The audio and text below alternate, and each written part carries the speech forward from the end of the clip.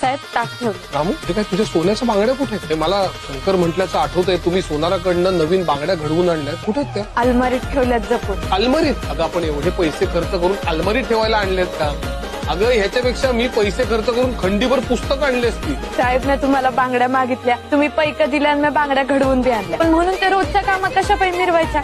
झिजल्या, त्यांना काही झालं म्हणजे मग काय उपयोग आहे? म्हणून अलमारीत ठेवलं. हे बरं तुम्हा बायकांचं दागिने बनवून घ्यायचे पण ते घालायचेच नाही. अगं मी पुस्तक आणलं की त्याचं पान आणि पान वाचून काढतो आणि त्याचा पुरेपूर उपयोग करतो. रामू तुझा सांगू किती शोभून दिसतील बांगड्या ह्याच्यावर. एखाद्या कष्टकरी बाईचे हात असावे तसे तुझे हात आहेत. बरं बया, सणासुदीला मी सोन्याच्या बांगड्या चढवून अंगाव, मग तर झालं. म्हणूनच मला त्या सोन्याचं काहीही कौतुक नाही. आपले पैसे नुसतेच गुंतून पडतात त्याच्यामध्ये. अगं हे सगळे पैसे आपल्या समाजाच्या तरी कामी येतील. तुमचं बरोबर आहे साहेब, पण अडी अडचणीला हेच सोनं कामी येणार आहे. तुम्ही म्हणाला तसं समाजाच्या कार्याला बी ते सोनं उपयोगी पडत.